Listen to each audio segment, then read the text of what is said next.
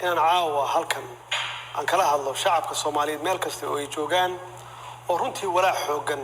ka qaba xaaladaha taagan iyo mustaqbalka dalka. sida aan marar badan aan u cadeynay waxaan diyaar u nahay in dalku doorasho ay ka dhacdo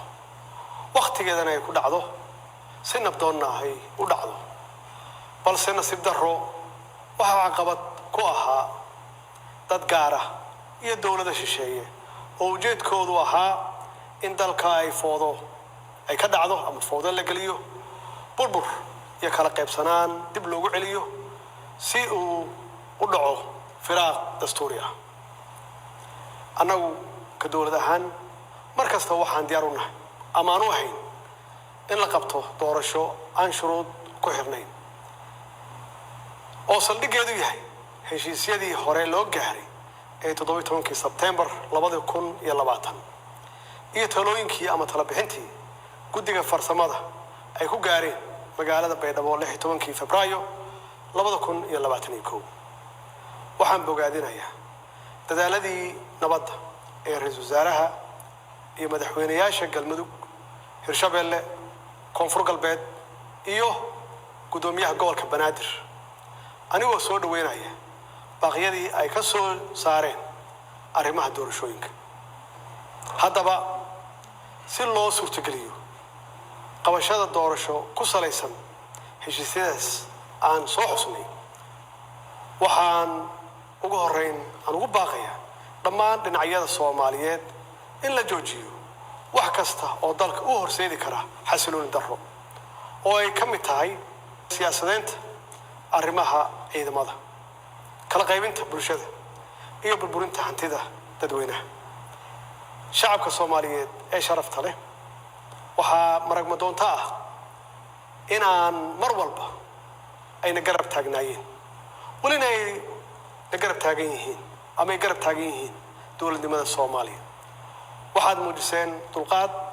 waxaad muujiseen bisayl iyo dal jacayl. waxaa markii la doortay aad u soo baxdeen ama aad ka soo baxdeen guryihiinna si aad guushaasi taariikhiga ah aad u garab istaagtaan ama aad qayb uga noqotaan. waxaad mudan tihiin in dowladdiinu ay sii xoojiso dareenkiina wadannimo ee aad muujiseen. run ahaantii marnaba dhici mayso in shacabka Soomaaliyeed loo horseedo burbur iyo qax hor leh. sidaas darteed waxaan ugu baaqaynaa ama aan ugu baaqayaa dhinacyada abaabulaya xasilooni darrada oo ay ka mid yihiin siyaasiyiin shalay xilal dalka u soo hayay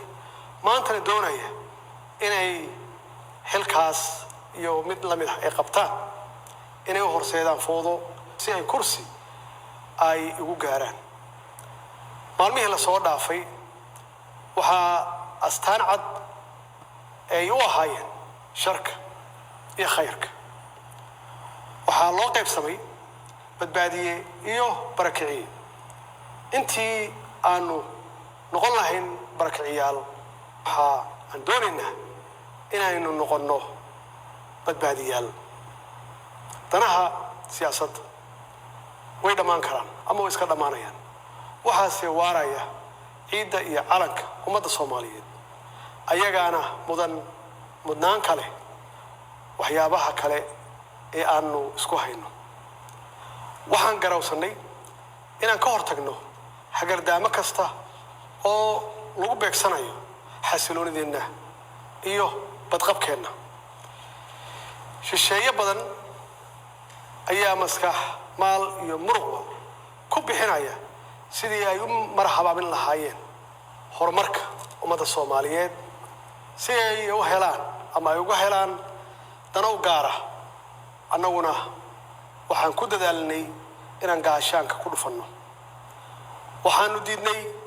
in dhalinyaradeenna laga dhigto xaabo la shito, gacmahoodana lagu burburiyo nafta iyo hantida ummadda Soomaaliyeed. shacabka Soomaaliyeed waxay caawa kala ogsoon yihiin ama kala ogaadeen cidda ka shaqaynaysa inaysan doorasho dhicin, dowladnimada la burburiyo iyo cidda u hiilinaysa nabadda qaranimada iyo wadajirka ummadda Soomaaliyeed shacabka Soomaaliyeed ee sharafta leh waxay caaw ka marakacayaan ama ka marakaci doonaan dadka xukunka ku raadinaya dhiigga dhalinyarada Soomaaliyeed iyo kuwa ku qanacsan inay xukunka lagu kala wareego sanaadiiqda codbixinta walaalayaal maadaama aan ahay ilaaliyaha dastuurka ayna waajib igu tahay inaan isku dheelitiro heshiisyadii siyaasadeed ee hore loo gaaray iyo sharcigii u dambeeyay ee golaha shacabka uu meel mariyay waxaa maalinta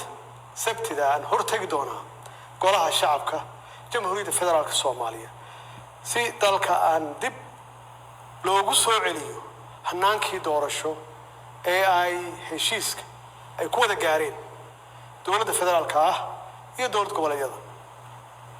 dowladda federaalka Soomaaliya waxay aaminsan tahay ama aaminsanayd walina ay xal u aragtaa in wadada kaliya ee furan ay tahay midda wada hadalka isqancinta isu tanaasulka iyo in lagu soo laabto miiska wada hadalka iyadoo la dhameystirayo heshiiskii 17 Sebtembar iyo talabixintii guddiga farsamo ee Beedhabo ee Febraayo 16 2021 waxaan dhammaan saxiixayaasha heshiiskii 17 Sebtembar aan ugu baaqayaa inay si degdeg ah la isugu yimaado si looga wada hadlo hirgelinta heshiiskaas kadibna loo wada saxiixo iyadoo aanan wax shuruud ah aan lagu xirin ugu dambeyntii waxaan farayaa hay'adaha amniga inay ilaaliyaan xasiloonida caasimadda iyo badqabka shacabka Soomaaliyeed lagana fogaado wax kasta oo dhalin kara khalkhal amni shacabka Soomaaliyeedna ay arrintaasi ku garab siiyaan ciidankooda qalabka sida oo habeen iyo maalin u taagan badbaadadooda wassalaamu calaykum waraxmatullaahi wabarakaatuh